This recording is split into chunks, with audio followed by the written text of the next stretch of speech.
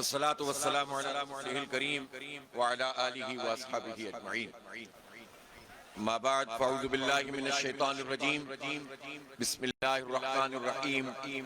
وما لكم لا تقاتلون في سبيل الله والمستضعفين من الرجال والنساء والولدان الذين يقولون ربنا أخرجنا من هذه القرية الظالم أهلها واجعل لنا من لدنك وليا واجعل لنا من لدنك نصيرا الذين آمنوا يقاتلون في سبيل الله والذين كفروا يقاتلون في سبيل الطاغوت فقاتلوا أولياء الشيطان إن كيد الشيطان كان ضعيفا. صدق اللہ العلی العظیم.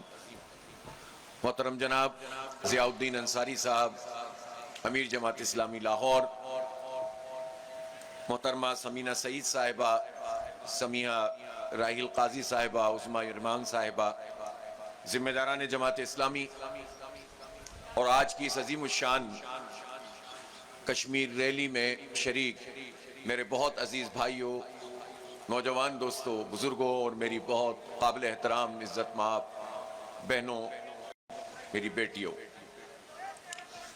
سب سے پہلے میں جماعت اسلامی لاہور کو خراج تحسین پیش کرتا ہوں کہ یہ عظیم الشان کشمیر ریلی آپ نے منعقد کی ہے، اور آج 5 فروری جو کشمیریوں سے اظہار یکجہتی کا دن ہے، 1989 میں جب یہ دن منایا جا رہا تھا تو اس وقت ہی قاضی حسین احمد صاحب، اللہ تعالیٰ ان کی قبر کو نور سے بھر دے، امیر جماعت اسلامی پاکستان تھے، اور انہوں نے اس بات کو طے کر لیا تھا کہ اب 5 فروری کو ہر سال نہ صرف منائیں گے بلکہ پہلی مرتبہ تو ہڑتال کال کی تھی، اور حکومت نے ابتدائی طور پر اس کی مخالفت کی، لیکن پھر عوام کی رائے سے مجبور ہو کر انہوں نے چھٹی کا اعلان کیا تھا، اور آج بھی یوم یکجہتی کشمیر منایا جاتا ہے.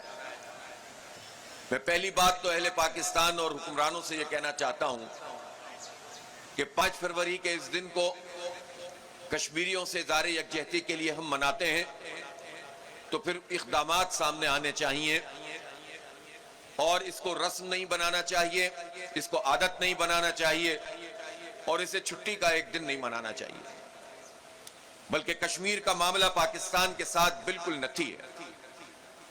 ہماری تکمیل کی جنگ، پاکستان کی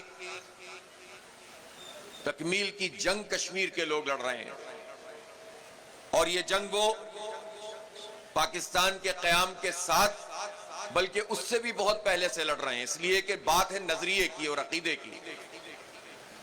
کشمیر میں جو آزادی کی تحریکیں ہیں وہ کم از کم 200 سال پرانی ہیں، اور گلاب سنگھ کا زمانہ ہو یا ڈوگرا راج ہو یا اس کے درمیان کے زمانے، ہر دور میں وہاں مسلمان اٹھتے رہے اور کشمیر کی آزادی کی تحریک چلاتے رہے، اس لیے کہ مسلمانوں پر عرصہ حیات وہاں تنگ کیا جاتا تھا، ظلم کیا جاتا تھا. بھارت کچھ بھی کہتا رہے، لیکن وہ جولائی 1931 کے اس واقعے کو کیسے نظر انداز کر سکتا ہے؟ اس وقت تو پاکستان بھی نہیں بنا تھا، کہ جب توہین مذہب کے حوالے سے اقدامات جب سامنے آئے حکومت کے لوگوں کی طرف سے، تو اس پر نہ صرف یہ کہ کشمیر کے لوگوں نے بلکہ علامہ اقبال نے، ان کی قیادت، ان کی صدارت میں ایک اجلاس ہوا تھا، اور اس میں طے ہوا تھا کہ ہم پورے ہندوستان میں کشمیریوں سے اظہار یکجہتی کے لیے جلسے جلوس کریں گے، اور جو توہین وہاں پر کی گئی ہے مذہب کی، اس کے خلاف کام کریں گے. اور پھر وہ تاریخی واقعہ بھی پیش آیا تھا کہ جیل میں عبدالقدیر نامی شخص کو جو قید کیا گیا تھا، جس نے آزادی کی اس تحریک کو شروع کیا تھا، تو مسلمان جب اس سے اظہار یکجہتی کے لیے وہاں پہنچے تو اذان دی گئی، اور اذان کے خاتمے تک 22 مسلمان شہید کر دیے تھے. تو کشمیر میں قربانیوں کی یہ لازوال داستان ہے جو سینکڑوں سال سے چل رہی ہے.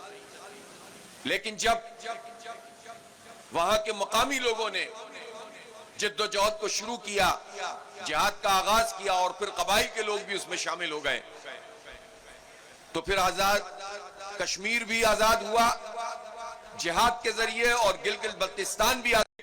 پھر نہرو چلا گیا اقوام متحدہ میں، اور وہاں پر وہ قرارداد پاس کی گئی جس میں یہ کہا گیا کہ یہ جتنے علاقے ہیں جموں اور کشمیر کے اور لداخ کے اور گلگت بلتستان کے، ان سب پر مشتمل ایک پلیبیسائٹ حق کے خود ارادیت کی بنیاد پر لوگوں کو حق دیا جائے گا کہ وہ فیصلہ کریں کہ وہ کہاں شامل ہونا چاہتے ہیں۔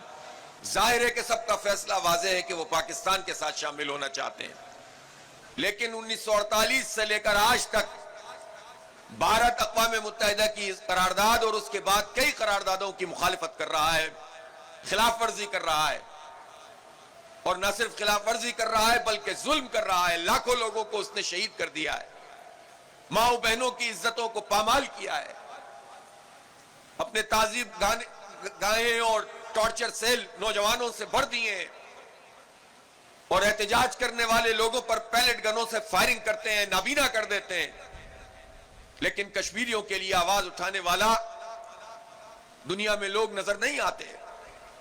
یہ پاکستان کی آزاد جموں و کشمیر کی ذمہ داری تھی کہ بیس کیمپ بنتے ہم اور ان کے جہاد میں ان کو سپورٹ کرتے، لیکن پاکستان میں حکومتوں نے اپنی ذمہ داری ادا نہیں کی، بس کشمیر کمیٹی بنا دیتے ہیں اور سمجھتے ہیں کہ ہم کشمیریوں کا مقدمہ لڑ رہے ہیں، اشتہار شائع کر دیتے ہیں اور کہتے ہیں کہ ہم نے کشمیریوں سے اظہار یکجہتی کر لیا۔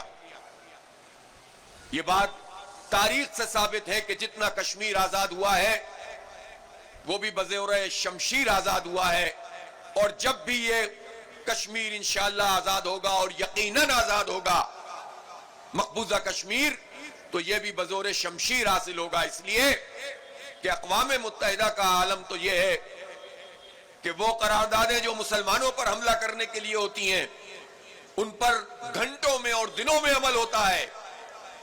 ایسٹرن تیمور کو انڈونیشیا سے نکال کر الگ کرنا ہو، آسٹریلیا کی طرف دینا ہو، عمل درآمد ہو جاتا ہے۔ جنوبی سوڈان کو الگ کرنا ہو، عمل درآمد ہو جاتا ہے۔ عراق پر لشکر کشی کرنی ہو، جھوٹ کی بنیاد پر عمل درآمد ہو جاتا ہے۔ افغانستان کو تہہ تیغ کر دیا جائے، اس پر عمل درآمد ہو جاتا ہے۔ لیکن فلسطینیوں کا اور کشمیریوں کے زخموں پر مرہم رکھنا ہو تو اقوام متحدہ کچھ نہیں کرتی، بلکہ اب تو دیدہ دلیری یہ ہے کہ اقوام متحدہ کے اس پلیٹ فارم کے الرغم اس کے برخلاف اس وقت کا دنیا کی ایک بڑی دہشت گرد ریاست جو بن چکی ہے امریکہ، جو اسرائیل کی جنوسائیڈ کو اور نسل کشی کو سپورٹ کرتی ہے، تو ڈونلڈ ٹرمپ اپنا ذاتی قسم کا بورڈ بناتا ہے اور اقوام متحدہ کے متوازی اور پیرلل اعلان کر دیتا ہے کہ یہ میرا بورڈ ہوگا اور اس میں یہ شریک ہوگا اور یہ شریک نہیں ہوگا، اور اقوام متحدہ اس پر خاموش ہے، اس کے خلاف کوئی کارروائی نہیں ہو رہی۔ 80,000 غزہ کے مسلمانوں کا قتل ہو گیا، جس میں 70% بچے اور عورتیں، پورا غزہ انہوں نے ملبے کا ڈھیر بنا دیا۔ اقوام متحدہ کی سلامتی کونسل تو کیا، جنرل کونسل بھی قراردادیں پاس تو کرتی رہی لیکن عمل درآمد نہیں ہوا۔ انٹرنیشنل کورٹ آف جسٹس میں نیتن یاہو کے خلاف مقدمہ چلا، اس کو مجرم قرار دیا، کوئی پوچھنے والا نہیں ہے۔ تو دنیا میں جو سامراجی طاقتیں ہیں وہی اپنا کھیل کھیل رہی ہیں اور مظلوموں کی داد رسی کرنے والا کوئی نہیں ہے۔ ہونا تو یہ چاہیے تھا کہ مسلم دنیا میں آواز اٹھتی اور ہم اقوام متحدہ کے اس پورے کردار کو بے نقاب کرتے اور ایک ایسا فورم تشکیل دیتے جو مظلوموں کی داد رسی کرنے والا ہو۔ لیکن ہمارے مسلمان حکمرانوں کا پرابلم یہ ہے کہ وہ سامراجی طاقتوں کو خوش کرنے میں لگ جاتے ہیں، وہ ان کی آشیرواد حاصل کرنے کے لیے ان کو راضی کر کے اپنی حکومت کو طویل کرنے کے لیے ہر طرح کی چیزوں سے گزر جاتے ہیں، اور اس کے نتیجے میں ہم اپنے بنیادی ایشوز کو ایڈریس نہیں کر پا رہے۔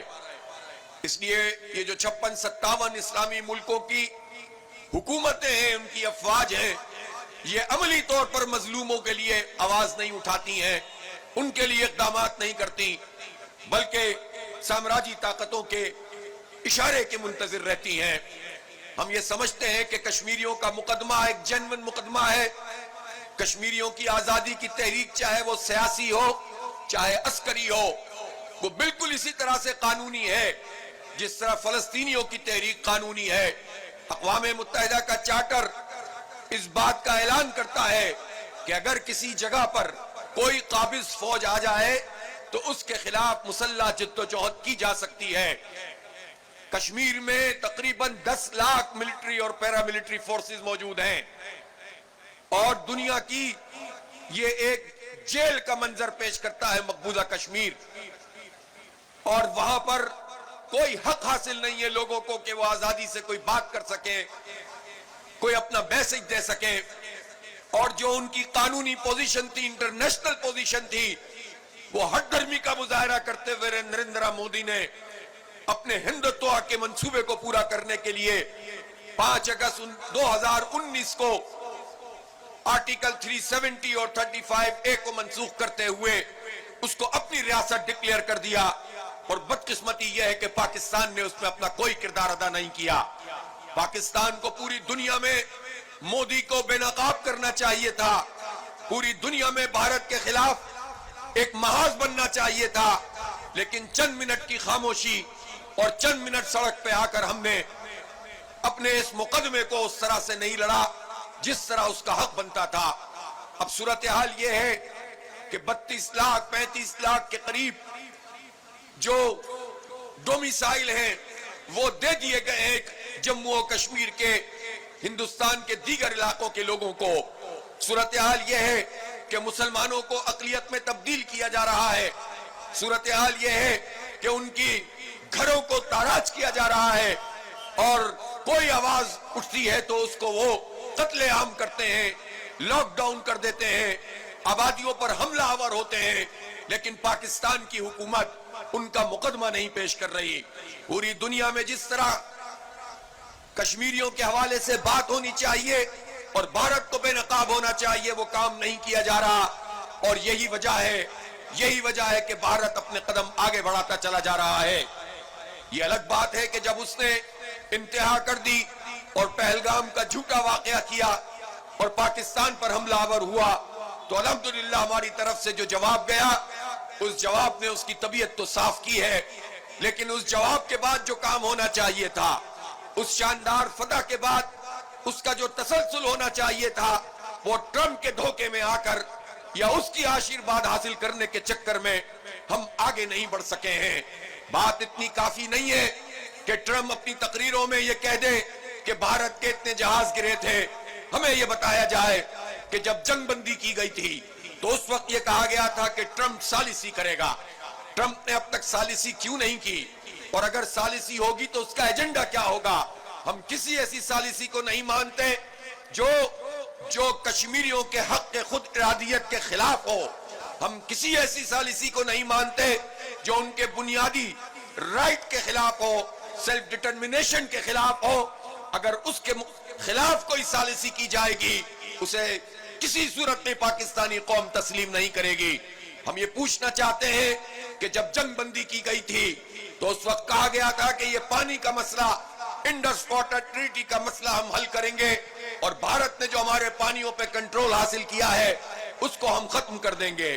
ہم سے کہا گیا تھا کہ کشمیر پہ بات ہوگی، لیکن ہم یہ دیکھ رہے ہیں کہ تقریباً اب 8-9 مہینے کے بعد بھی کوئی پیش رفت اس سلسلے میں نہیں ہو رہی، بلکہ ہو یہ رہا ہے کہ فلسطین میں جو پیس بورڈ کے نام پر ناٹک رچایا جا رہا ہے، پاکستان نے اس میں شرکت کر کے پاکستان کے 25 کروڑ لوگوں کی توہین کی ہے۔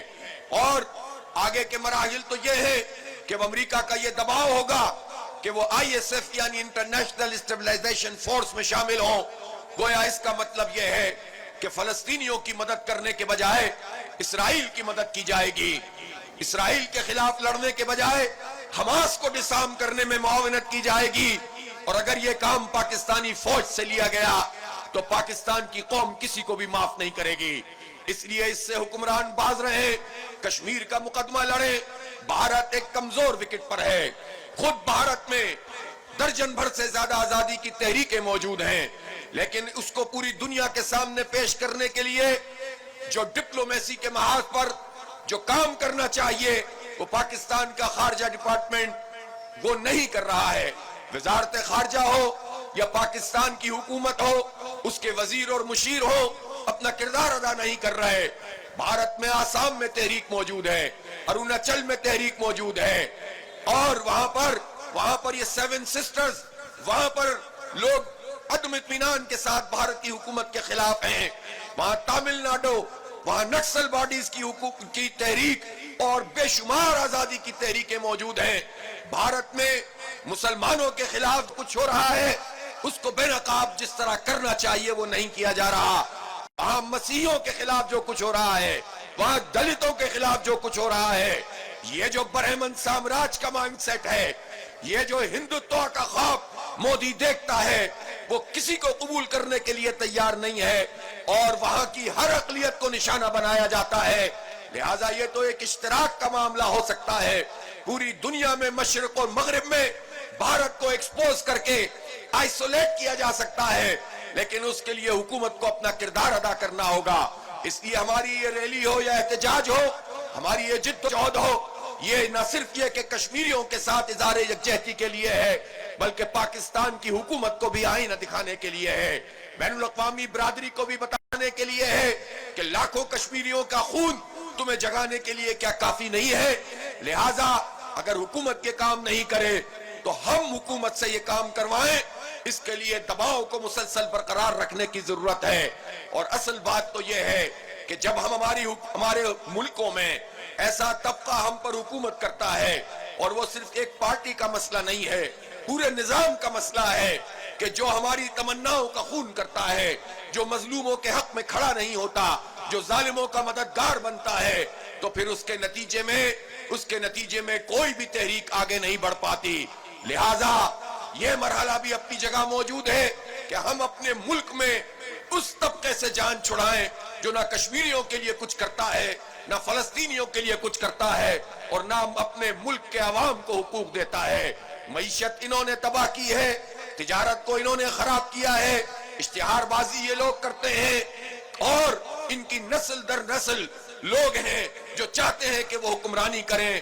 خاندانوں کی حکمرانی کا نظام، شخصیات کی حکمرانی کا نظام اس ملک میں چل رہا ہے، اور وہ نظام چل رہا ہے جس کے ذریعے سے انگریز نے اس بر صغیر کے لوگوں کو کنٹرول کیا تھا. وہی بیوروکریسی اور اس کا مائنڈ سیٹ ہے، وہی ملٹری اسٹیبلشمنٹ اور اس کا مائنڈ سیٹ ہے، وہی جاگیردار اور وڈیرے ہیں، وہی خان اور سردار ہیں، وہی چودھری ہیں.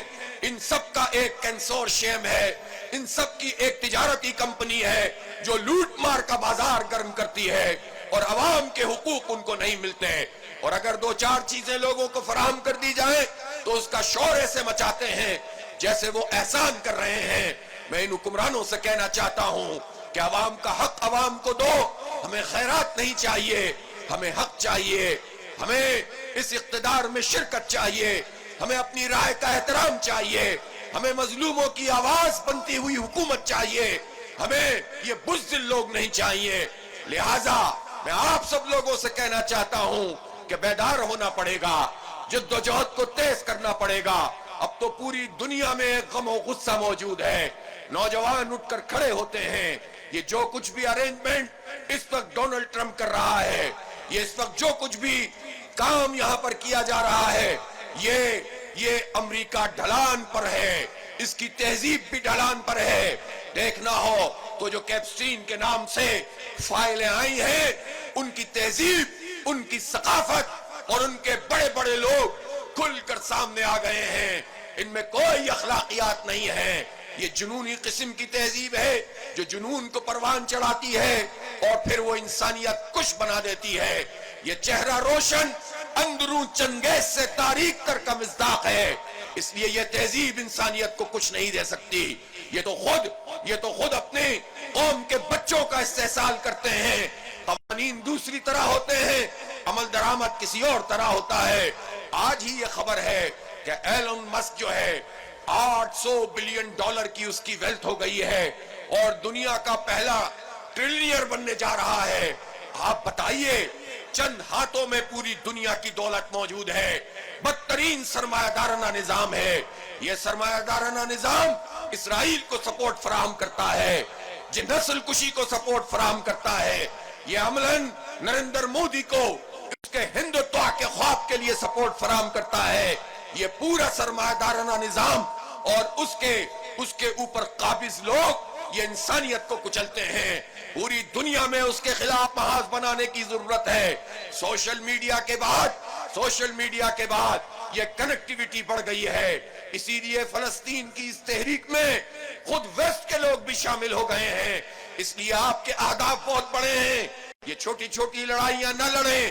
یہ قوم اور مسلک اور برادریوں میں تقسیم نہ ہو. یہ جگہ جگہ یہ جو غم و غصہ اس نظام کی وجہ سے پایا جاتا ہے، اس کو منفی رخ نہ دیں بلکہ اس کو مثبت رخ دیں. نوجوانوں کو منظم کریں، انہیں تعلیم اور ان کے روزگار کے لیے کام کریں، انہیں سیاسی جد و جہد کی طرف آمادہ کریں، ان میں امت کا تصور پیدا کریں اور انقلاب کی خو اور اس کی شمع ان میں جلائیں. یہ کام آپ کریں گے تو پوری دنیا میں انشاءاللہ جو انقلاب اب سامنے بالکل تیار ہے اس میں آپ اپنا کردار ادا کریں گے. اور اگر غفلت کا مظاہرہ کریں گے تو دنیا میں بھی کچھ نہیں ملے گا، لیکن آخرت میں اللہ کے حضور بھی جواب دینا پڑے گا. اس لیے میرے نوجوانوں، میری بیٹیوں، میری بہنوں اور میرے بھائیوں، جم کر جد و جہد کیجئے، ظلم کی ہر شکل کے خلاف تحریک چلائیے. اور جماعت اسلامی جو اس وقت لوگوں کے لیے، پاکستان کے مظلوموں کے لیے اور مجبوروں کے لیے آواز اٹھا رہی ہے، اس میں اپنی آواز ملائیے. کشمیر کا مقدمہ لڑنا ہے تو بھی آپ کو سیاسی اعتبار سے اپنی آواز کو، اپنے آہنگ کو بلند کرنا پڑے گا. فلسطینیوں کے لیے جد و جہد کرنی ہے تو آپ کو اپنا بیس کیمپ طاقتور بنانا پڑے گا. ان ہاتھوں میں جو اس وقت سیاسی رجیم موجود ہے، جو عملاً سیاسی نہیں ہوتی، یا کسی فرد کی یا کسی خاندان کی غلامی کا تصور ہوتا ہے، کلٹ کی پولیٹکس ہوتی ہے یا خاندان کی پولیٹکس ہوتی ہے، اسٹیبلشمنٹ کی اعلی کاری ہوتی ہے یا بین الاقوامی اسٹیبلشمنٹ کے غلام ہم پر مسلط ہوتے ہیں، اس نظام کی موجودگی میں ہمیں کوئی حق نہیں ملے گا. لہذا نظام کی تبدیلی کی تحریک کو آگے بڑھائیے، جد و جہد کو تیز تر کیجئے. انشاءاللہ کشمیری عوام ان کو پابند نہیں کیا جا سکتا. حالات یقیناً ان کے لیے بہت خراب ہیں، ان کے خلاف بہت کچھ ہو رہا ہے، لیکن ایسا پہلے بھی بہت کچھ ہوتا رہا ہے. اور ہم یہ دیکھتے ہیں یہ اللہ رب العالمین کی طرف سے ہے کہ جب بالکل اندھیرے چھا جاتے ہیں تو روشنی پھوٹتی ہے، اور انشاءاللہ وہ روشنی پھوٹے گی. انہوں نے آج سے 10-15 سال پہلے بھی کشمیر کا سارا سلسلہ کنٹرول اپنے ہاتھ میں لیا تھا، لیکن ایک برہان مظفر وانی کھڑا ہوا تھا اور کشمیر میں ایک آگ لگ گئی تھی، انقلاب کی آگ اور جہاد اور جد و جہد کی آگ. ایسے ہزاروں وانی وہاں موجود ہیں، لیکن ہمارے لیے یہ سوال ہے کہ ان برہان وانیوں کے پیچھے کون کھڑا ہوا ہے؟ یہ حکمران کھڑے نہیں ہوں گے، ان کے پیچھے ہمیں کھڑا ہونا پڑے گا، پوری قوم کو منظم کرنا پڑے گا اور ان پر وہ دباؤ ڈالنا پڑے گا جس کے لیے یہ حکومت ہے اور یہ پاکستان ہے. کشمیر کو کوئی نظر انداز نہیں کر سکتا، بالآخر اسے پاکستان کا حصہ بننا ہے. اصل سوال تو یہ ہے کہ بڑے بڑے دعوے کرنے والے وہ تاریخ میں کہاں کھڑے ہوں گے؟ کشمیریوں کے ساتھ کھڑے ہوں گے، مظلوموں کے ساتھ کھڑے ہوں گے، یا ان کی خاموشی بھارت کو اور برہمن سامراج کو سپورٹ کرنے والی ہوگی؟ یہ سوال حکمرانوں سے بھی ہے اور یہ سوال عوام سے بھی ہے. جماعت اسلامی اپنی ذمہ داری کو پورا کرے گی. آنے والے حالات میں جو جماعت اسلامی نے لائحہ عمل طے کیا ہے، میں سب سے یہ کہنا چاہتا ہوں کہ پوری یکسوئی کے ساتھ اپنی جد و جہد کو تیز تر کیجئے. چھوٹی چھوٹی باتوں میں، فروعیات اور جزیات میں، حرام حلال کے فتووں میں اپنے آپ کو انوالو نہ کیجئے. بہت بڑا میدان موجود ہے، نوجوانوں کو ساتھ ملانا ہے. اس پوری جنریشن کو جسے زی کہا جاتا ہے، اس کے سر پر ہاتھ رکھنا ہے، ان کا ہاتھ پکڑ کر پوری امت کا سرمایہ بنانا ہے. تو اس کے لیے ہر میدان میں جد و جہد کو تیز تر کرنا ہوگا. وآخر دعوانا الحمدللہ رب العالمین.